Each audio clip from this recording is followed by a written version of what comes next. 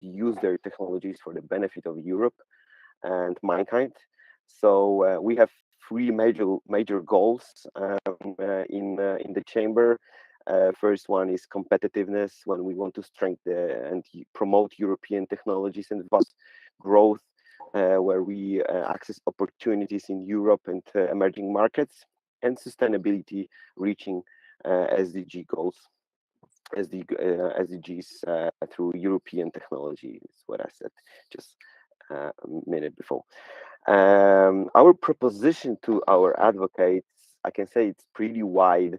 Basically, here you can see our UTech toolbox and programs. We have really a lot of toolboxes, I can say, and services for our advocates. Virtual center, matching platform, virtual booths, trade fairs, exhibition, expos, where we are organizing, which we are organizing every month, and a lot of meetings, events, and also programs. For example, SDG award program. So also climate action partnership program, which is mine also. But if you are interested in this value proposition to UTech toolbox and programs, please contact Sami. For sure, she will give you much more information about this. Our alliances in the chamber. Chamber is very well structured. We have regional alliances. Oh, I hear some voices background. So someone is not unmute. But basically, regional alliances. So we have people around the world, and they are working markets like Africa, like Latin America, China, Middle East, and we have people there who are working for us, and they are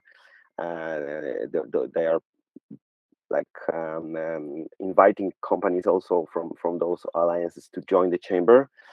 And we have impact alliances, which is basically, for example, SDG, climate action, finance, for example, alliances.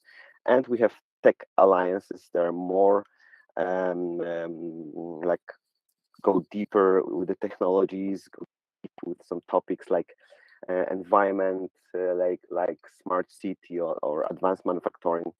So we have structure is like you see here, and here you can see all of our alliances. So if you are like interested in some, also contact Sami, please.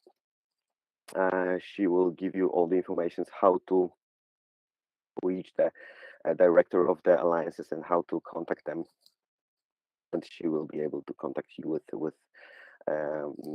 the alliances. So about the virtual events, so we have really a lot of events every day.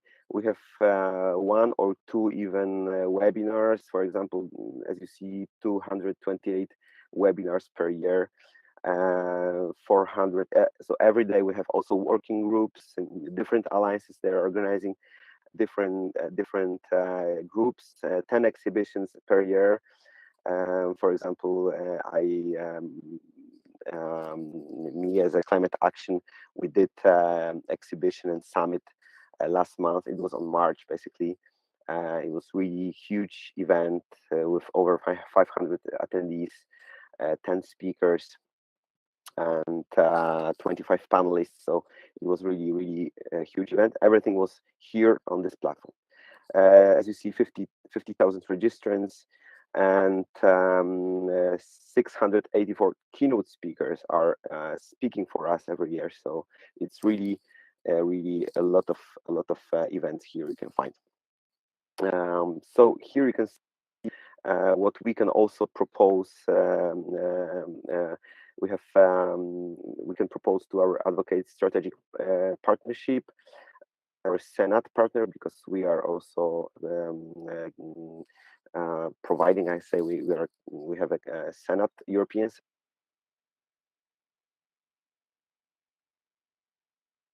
And advocates can wait a second. Sorry. We have also our own magazine, So every advocate can place their publications in our magazine. We can just propose also the Summit and Expo partnership. So when we are organizing some kind of big events, our advocates can, and we can also provide strategic aligned partnership. So those are proposals to our advocates. So here, as you see, I don't know if those dates are still. No, they are not. Sorry for this. It's not.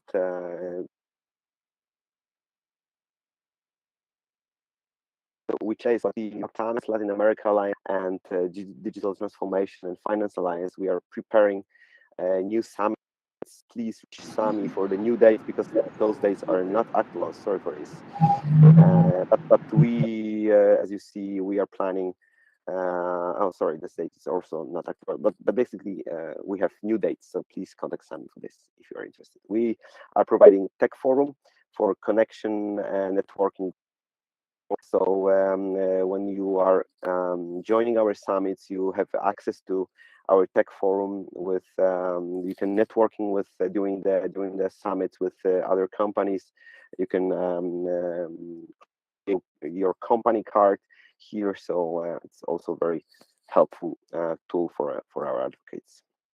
Here, this is how events looks like. We have auditorium, we have panels, groups, panelist rooms. So and here you can find all the companies cards. So we can sometimes reach over 1,000 companies here during our summits. So it's very nice events. We have nice events here. So also we are providing weekly newsletter for our advocates and people who are interested. If you want to get more information, also you can visit our LinkedIn webpage and all reach Sami to more about our chamber. Thank you very much for your time, and I'm giving you, Sami, the voice. Thank you. Thank you so much, Marcin. And as Marcin explained in the presentation, if you are interested in our chamber major events, summits, awards, and expos, feel free to contact us. It's all free and transparent and with a global network. So thank you, Marcin. And next, we are delighted to welcome our keynote speaker, Michael Heglin. As an accomplished sustainability professional and passionate to advance the sustainability agenda of companies, he is dedicated to making a positive impact on people and planet worldwide. He gained international work experience like GIZ in Frankfurt, SwissNext in New York, and SkyCell in Zurich. He's going to share with us the benefits of circular packaging and the circular economy solution SkyCell provided. So Michael, the floor is yours. Michael, you're on mute.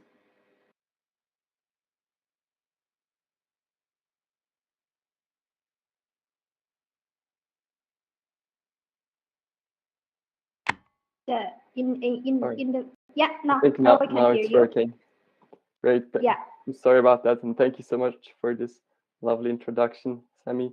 And it's a great pleasure to be here. Thank you very much for this opportunity to talk about the benefits of circular packaging. Can you see my screen well and hear me well? I can hear you, but Michael, we cannot see your presentation. Maybe you can try again. Okay, I'll try again. I stop sharing. Yes. No problem. And I try again. Sorry about this technical difficulty here. So I try with this option.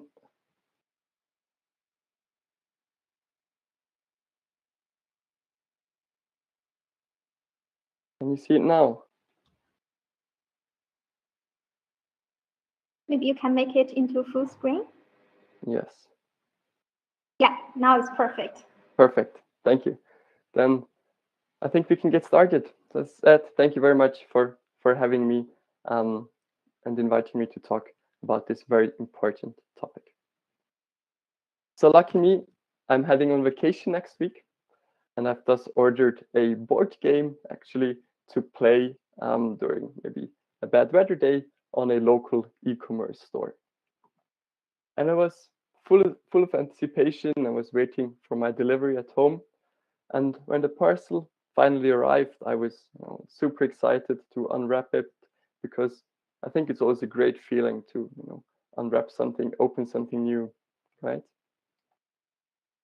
However, this anticipation disappeared quite suddenly when I opened that box, because the small product I ordered, it was packaged in a massive non-reusable cardboard box. And this huge box was filled with empty space and some padding material. As an environmental scientist passionate about the planet, receiving this delivery was quite tough. So let's sum up what I've received. Received an empty box filled with padding material, and what's even worse, it was not necessary at all to have my actual product packed in such a huge box, because it already has a packaging in there. And it's not fragile at all. So there was no need to actually put additional packaging around my board game that I've ordered. Well, at least my cats had some fun playing with that box, but I don't think that's a very good justification for sending around boxes like that. So this example that I'm sure many of you can relate to, that shows us actually the challenges that lay ahead of us in achieving a circular economy. And I'm now not even talking about the product I've ordered, I'm only talking about the cardboard box, so the secondary packaging. My name is Michael Heglin. I'm the Global Sustainability Manager of the Swiss company SkyCell. And in the next 10 to 15 minutes, I will elaborate on a very specific circular economy solution, which is the packaging of temperature-controlled medication, such as COVID vaccines. And you will hopefully learn that the challenges we are facing in pharma logistics are closely related to our day-to-day lives. So in the last 2 years, we've all learned a lot about the challenges of the global distribution of COVID vaccines.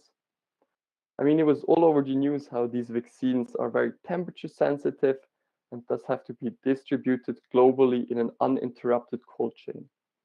Very often, this is done with the help of dry ice, as you can see here on the top left of the screen.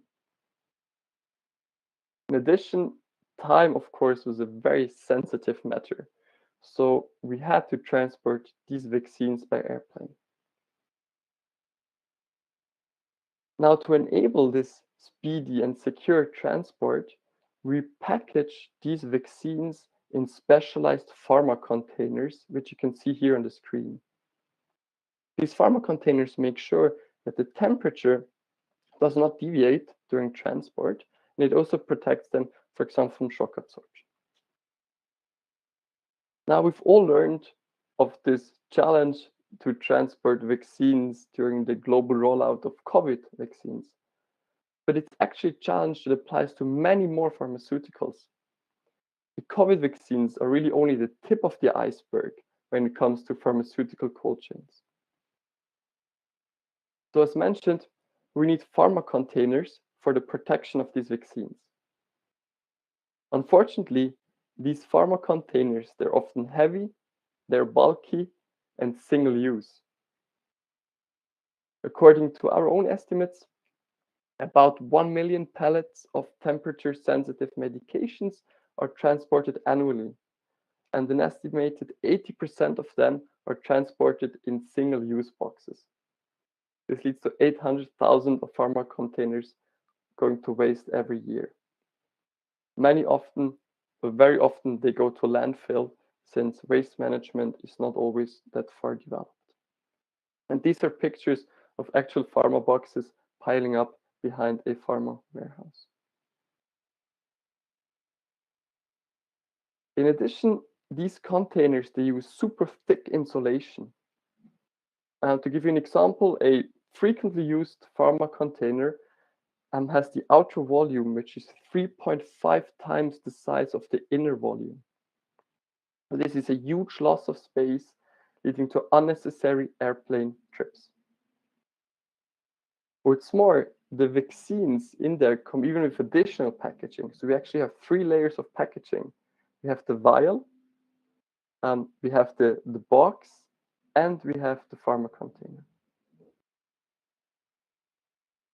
So even though the delivery from my e-commerce shopping was a completely different market segment from these pharma logistics transports, the challenges we are facing are actually very similar.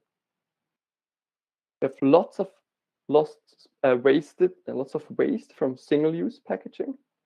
We have a lot of lost space due to thick insulation, and we have secondary and sometimes even tertiary packaging. Luckily, we can solve these 3 problems by applying a circular economy approach.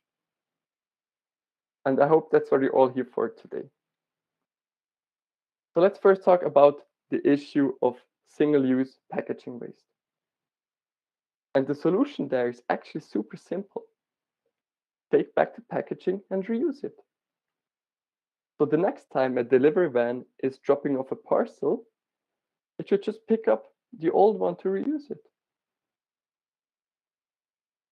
So let me tell you how we implemented this in pharma logistics at SkySal. So our business is to produce these pharma containers, as you can see here in the middle. We call them hybrid containers, and we combine these containers with software solutions, which even make the transport of vaccines safer. And so how we do the recollection is that, very importantly, we do not sell the containers, we do not sell the pharma containers to clients, but we only lease them out, which means we have complete ownership of this product. And by having complete ownership, we have a very strong incentive to recollect them after the use. And that's what we do. So after the shipment of the actual product, we recollect the pharma containers, so the packaging, and we bring them back to one of our service points. In these service points, we clean the containers, and if necessary, we repair them. And the repairing part is also a very important aspect of circular economy. We really need to go to a world where we can repair our things and don't have to throw them away if they have a single scratch. So once the containers are maintained, we do a process called preconditioning, which means we make sure they are at the right temperature, and then they're ready for the next lease. So by taking ownership of the packaging, the pharma container, we greatly reduce the amount of waste, and also the oil, the wood products, the energy used to produce packaging. Now we apply this principle to pharmaceutical cold chains, but it's also relevant and definitely applicable for other industries as well. So, problem solved, right? Now let's talk about the second issue that I mentioned at the beginning, which is lost space. Transporting empty space means that we have to do more trips with airplanes and trucks, leading to completely avoidable CO2 emissions, air pollution, and noise. But by using reusable, so circular containers, we can implement high-performance insulation materials, which are way thinner and even provide additional security to the product.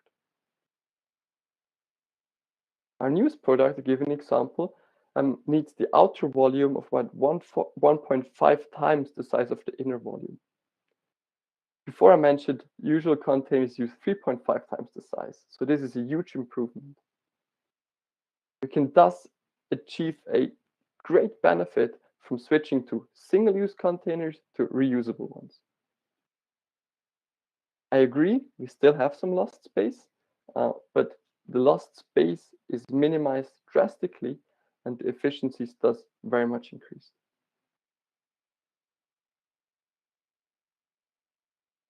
Last but not least, let's talk about the issue of having a primary, a secondary, and sometimes even a tertiary packaging. Now, to be honest, I'm not a specialist here, but the primary packaging is usually the one that is in contact with the product. So in this case, it would be the vial. The secondary packaging protects the first packaging and it informs the consumers. So in this case here, this would be the cardboard box. And the tertiary packaging protects the secondary packaging, the good, it optimizes logistics processes, and in our case, this would be the pharma container. Now, we all have seen the videos of delivery drivers throwing around parcels, right? So in some of your e-commerce cases, it's very useful to have a secondary packaging, but it's definitely not always necessary. In fact, not too long ago, I've received a delivery that did not have a secondary packaging at all. I just received my product wrapped in nothing, and I loved it. So a very simple but effective thing to do in our way forwards to the circular economy. But let's go back to pharma packaging before I lose myself in my stories. So at SkyCell, we have developed a new circular packaging, which turns the secondary packaging, so here the card box, into something of value, which is energy storage and insulation. By doing this, we can drastically reduce the need for tertiary packaging and thus the need to send heavy and bulky pharma containers around the world. Of course, this is again only possible through reusable solutions, since again, the used material here is very high performance and it can't only be used once. So again, a circular product that really brings benefit to patients and the planet and to our business. So to conclude, I would like to stress that circular products can solve many existing challenges, as we've seen in this example of pharma logistics. But I'm sure there are many more examples where circularity can help increase efficiency and also minimize environmental harm. Of course, I was a bit exaggerating. Implementing circular approaches are not always that easy. Business models, they have to be changed. Production processes sometimes need to be adapted. What's more, the reverse logistics need to be implemented, which can be quite challenging. However, by doing so, a company can really create new products and reach new segments, as I've hopefully shown with our solution called Prime. What I really would love to stress is that, different industries are facing very similar challenges. So spillovers and knowledge sharing is very much encouraged in the sector. And by doing so, I'm sure we can soon also solve the challenges that come with our e-commerce shopping. Thank you very much for your time. That was it from my side. I hope I could give you some insights on circular packaging. And if you would like to learn more on this topic, or you want to have, if you have a chat, want to have a chat in general about circular economy and packaging, please reach out to me, or I'm also looking forward to answering your questions afterwards in a panel discussion. So thank you very much for having me. Thank you very much, Michael, for the very inspirational and informative presentation. And for the audience, yes, who's interested in contacting Michael, feel free to leave a message in the chat. And while we are going into the panel discussion, a little reminder for the public, if you have any questions or disagreement, you can always leave question or comment in the public chat. We will address later on in the Q&A session. So I would like to welcome and introduce our panelists today. I see Karen, you already nailed it and joined. So some introduction for Karen. Being an economics and educational science degree holder, works at the intersection of business and education. She has been a recycling fan ever since attending secondary school and optioned for environmental economics during her studies at Edinburgh University and Frankfurt University. Karen is passionate about the 21st century being the African century and the economics rooted. So since 2015, she has pursued projects aimed at intercultural education and sustainable development in Zambia, Southern Africa. She is a writer, editor, and small investor and hopes to set up a recycling company with Zambia partners in 2023. Welcome, Karen.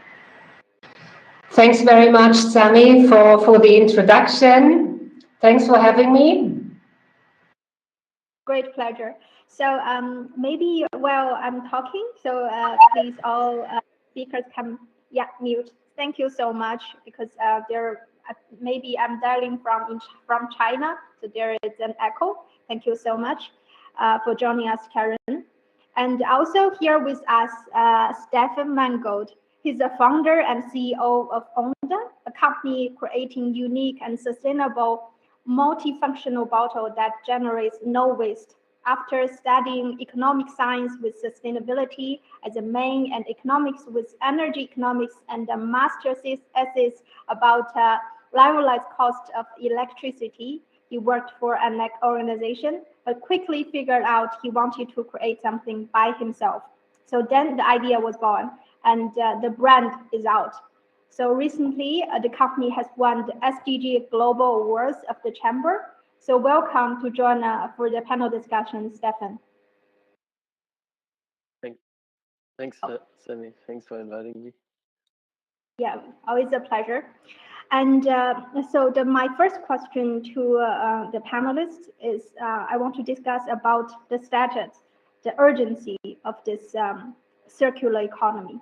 So the need to transition away from a model in which materials are extracted from the environment, manufactured into products used and then discarded, the so-called linear economy, towards one in which the atoms and that make up those products repeatedly cycle within the economy and retain their value. I believe this is the general definition of the circular economy. But the question to the panelists is, why do you think this transition to circular economy is so important and urgent? And how urgent do you think this transition, considering especially the global background now? Who wants to go first? I guess I've spoken enough, so I'll let someone else go first. I think I can go ahead. This year, again, is an unprecedented year. We all have to be very, very flexible. And again, once again, we see enormous supply chain disruptions. I would say, apart from all environmental problems, these major supply chain disruptions, which we see again this year mounting, are a major, major reason for solutions in the field of circular economy to be speeded up. They have to be speeded up. Okay, thank you. You can hear me. Thank you, Karen. Any other comments from the panelists, or I move ahead? Yes. So for us, it's like we also in our pitch we always say like 91% of the products are not circular. So 90% of the products, if they have the end of the life, then they are kind of or they are probably are going to be waste. So there's a really emergence to develop more products that are really made for a circular economy, and but it's still a very, very long way to go. And but we all know that the linear economy is not a way we can go. And this is really key, is really to save the resources also for the future generations, and yes, to protect the planet is also to build up the circular economy.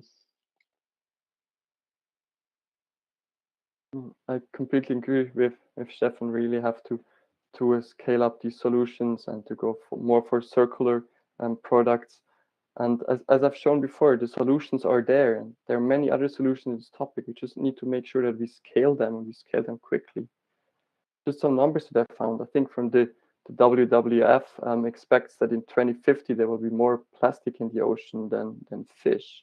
I mean, imagine this number. So we really see the urgency here to do something and to act now. Solutions are there. We need to act, and we can achieve this. Thank you, Michael and Stefan. And this also leads to my second question, because I think Michael and Stefan, especially, you can address this. Business leaders,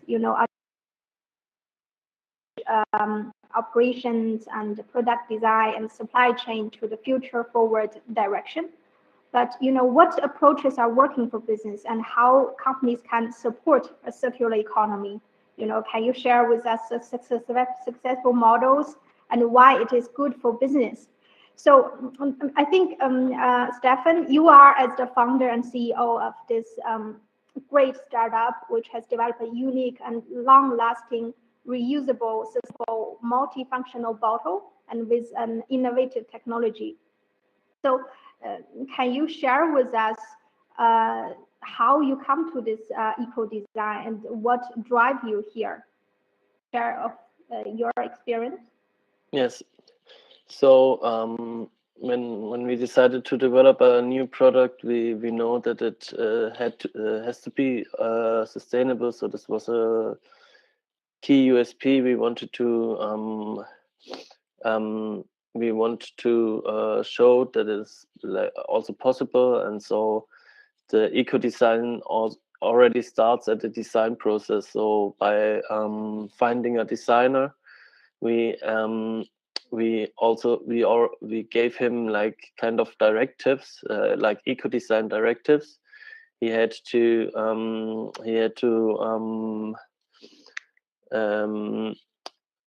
look at when he was designing the product. So for example, there shouldn't be connected materials, so the bottle at the end of the life is 100% recyclable, or like it should be easy to repair, so like to replace parts with if one part breaks, that you can replace it, so you can kind of repair it. And also like other directives, like that there shouldn't be like too long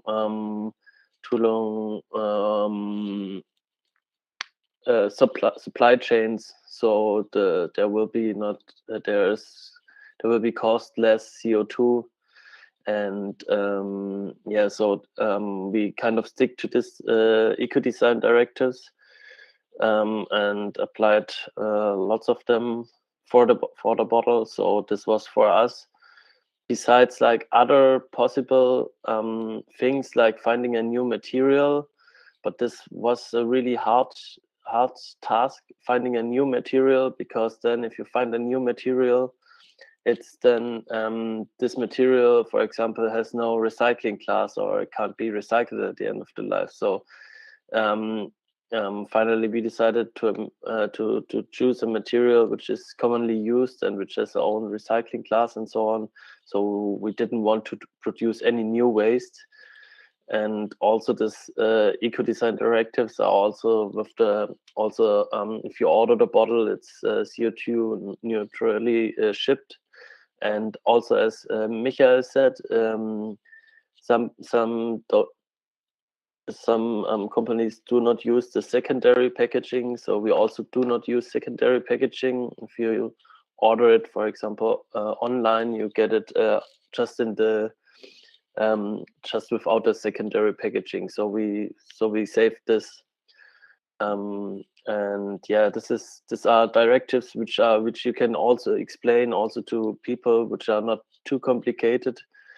And so I think this is a really good method, or really good directives to explain logically how sustainability can work at companies. And it's not just talking about something, but actually doing by preventing it, by avoiding it. So the preventing waste is always like our main goal. And yes. Then the other question was that if there are other approaches, yes, there are also other approaches like certificates. We also aim to implement some certificates in future, but this is also a lots of costs and lots of investment to do. But this is also another possibility to do besides the eco design.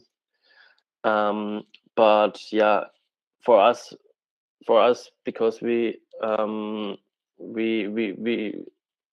thought the eco design from first minute. So this is really, really important, because like the design decides on 80% of the following costs of the CO2, for example. So if you have a bad design and this follows up in lots of more costs concerning to CO2, then if you have a good design. Yes. Okay, I think that's all I put down for the question, and I don't want to talk too much. So yeah. Thank you so much, Stefan. And where we're talking about sharing the successful models in this regard. Earlier, Michael, you already shared in the presentation. So at SkyCell, this already widely implemented the circular economy. Your pharma containers are reusable dozens of times, easy to repair and recycle. But a part of the circular economy framework is also to only use renewable energy and no fossil fuels. What are your plans for this part, considering you are reliant on air freight and to transport your life-saving vaccines? Yeah, of course, that's a very important part as well, to go to renewable energy as a transport fuel. So thank you very much for this question. So you're right. You're transporting these pharma containers mostly by airplane, since timely delivery is such crucial, and also the security. So we currently don't have other solutions than using airplanes. So what we can do, what usually can be done to go to the renewable energy or to go to net zero emissions, are three things. You can either use less, you can become more efficient, or you can switch the fuel. I would say using less for vaccines is not a very good thing, since we actually need more vaccines, especially in currently underserved regions. So using less is definitely not an option for us. Becoming more efficient is very important, and we're very much investing lots of time and effort, especially in R&D efforts in this topic. So what we can do, what we've seen in the life cycle assessment, is that when already switching from single-use to reusable solutions, we can already save about 50 or up to 50% of CO2, which is like the 2030 goal. So here the circularity can make a huge difference. And also the weight is very important. So we need to make sure that the weight of the packaging decreases a lot. We invest a lot in this as well. We have just announced a new product that weighs 25% less. So by using these efficiency approaches, we can save quite a lot of energy in the first place. However, coming to the third aspect, the fuel switch. So usually fuel switch is the best, I would say, and the easiest approach on how to get to zero emissions. And let's give you an example of a building. So if you just get rid of the oil heating and put in a heat pump, and you're good. You have eliminated most of your emissions. But for airplanes, this is, of course, very challenging. There are currently not that many market-ready solutions to do that.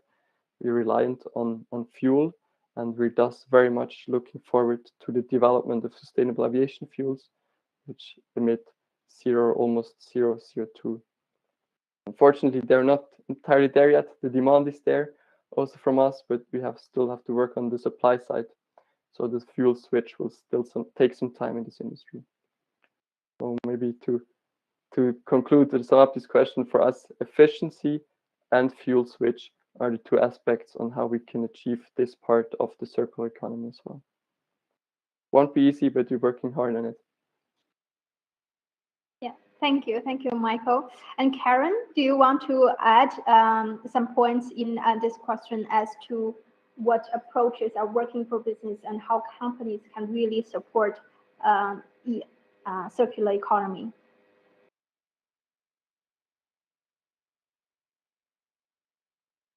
Karen, I think you are on mute. Yeah. Okay. Yeah, now I want to add something to what Michael said. In renewable energy, I want to provide a very surprising example of renewable energy. I came across it last year because a friend from Zambia sent me a short video. It was a news video portraying an invention by a 24-year-old, a Zambian person living in the rural areas, a person who had to leave school after grade 9. And he says he has experimented since grade 5. And what were his experiments about? The experiments were about generating electricity from by using human waste from pit latrines. So this is something where I don't see it can be easily and very quickly scaled up. But what I want to stress by using this example is that people all over the world are concerned, and even teenagers sit down and start wondering, what can we do to save the planet, to create a more environmentally friendly and sustainable world? And this guy in rural Zambia, he had an idea which is going to be patented soon, and I don't know what you would say, Michael. I find it quite amazing, and I'm happy to share the video with you. Thank you, Karen, for sharing this invention from Zambia. We are talking about circular economy as a global goal, right? So I think try to achieve this goal from all parts of the world is really, really important. But based on what Michael and Karen and also Stefan shared, I think a perfect circular economy sounds still very ideal.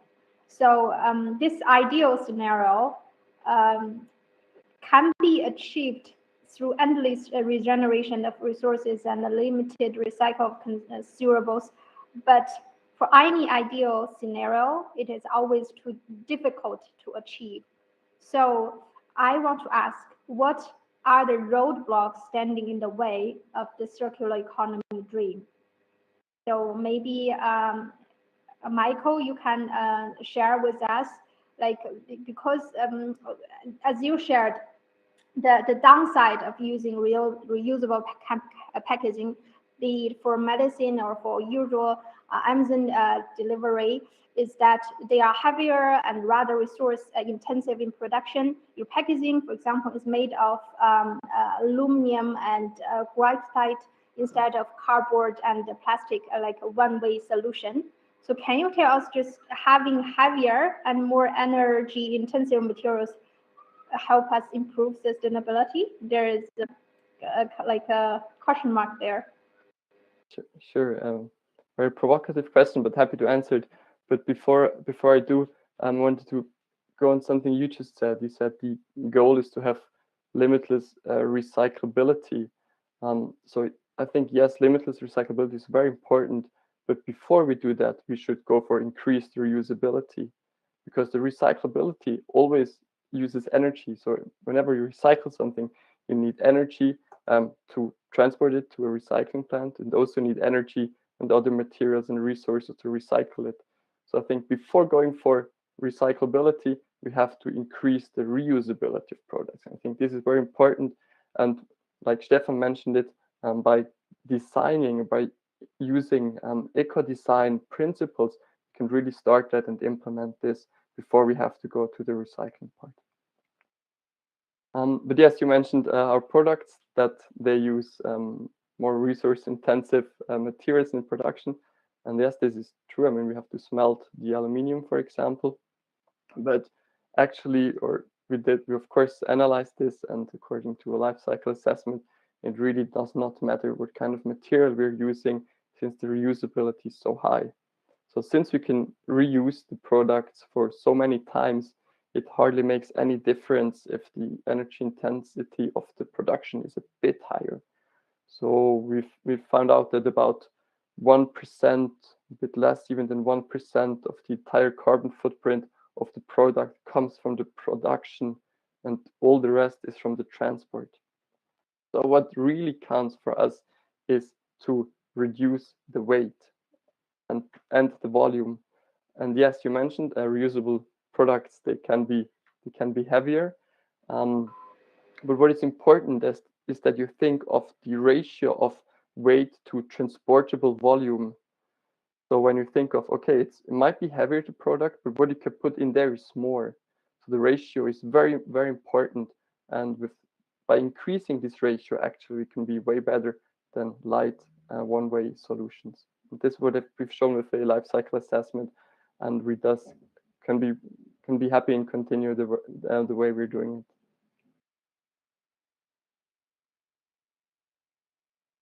Hello, can you hear me? Yes, okay, great. So thank you, Michael. And Stefan, we know that your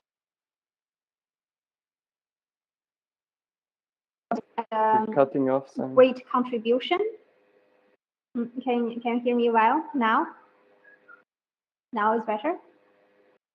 Okay, great. So I was saying, Stefan, the brand you created is very successful right now, and you have inspired, in a way, customers to use very stylish, sustainable, and multifunctional products. I think this is a very good direction, but I suppose there are a lot of challenges in between, and while you are creating your brand. So how you are able to do that along this journey, and what is your plan in the future? Yes, thanks, Sammy. At first, I wanted to say something for the question before. So this was the question about the what are like barriers, which are roadblocks. Roadblocks. Yeah, standing in the way. So like there are, for example, roadblocks like old laws, but also like sometimes hygienic laws. So especially at the food industry, there's a big problem with the hygienic laws we have in Germany. But this is really a key roadblock to hinder those reusable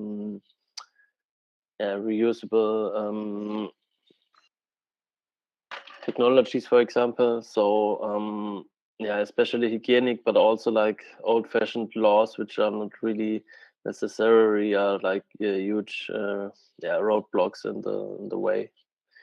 So, and the other questions you asked was about what our what our how you're able to achieve that. what is how your we are able to achieve that. So at first, like I want to say, like for us, for me, it was also like sustainability was a big part in the company. So it was from the begin on, like when I was founding the company, it was called Meerflasche, which is German for ocean bottle, and now we changed it to Unda, which means wave, ocean. And so this all connects to the sustainability part, and this was a big intrinsic motivation also during the Corona, to do actually something good for the planet and for the future generation. So this really helps also, like to stay on the project. And so the sustainability is not only for marketing purposes or something, but also it really helps you to stay on a topic for a longer time, and also to dive deep into the topic. So when I started with the project, I didn't know anything about like eco design, but like I just I read a lot about it and took part at the Bundespreis Eco Design. It's called. It's a German federal prize where you can participate with projects. So this was a really important part, also to get to know also these directors, and which are really important for the circular economy product. And so we also have plans for the future, because of course we can't be 100% sustainable or 100% from the start on. So we kind of have other projects in our pipeline. This is, for example, a cradle to cradle certificate. This is a certificate which shows consumers, but also companies, that you have a product which is like totally which has a fit to the circular economy. So these are kind of certificates you can make for your product, and then also show other companies that you have this certificate. So this is one step we are heading, but another step is also we want to get 100% CO2 neutral. So for now, just the production and the delivery is CO2 neutral, but we want to get 100% CO2 neutral. And so this is another aim we are heading. And we also want to start projects or take part at projects which make education projects in other countries. So not in Germany, but like in other countries, and also which make education projects how to prevent waste, for example. So because prevent waste is our zero waste goal, and this is something we want to get involved in the future. And so we kind of want to spread the message of circular economy and educate the people also why it is also important to get involved in this new. And I think it's really when it's also coming also to green tech, it's really a good developing sector, a really future sector, especially in Europe. But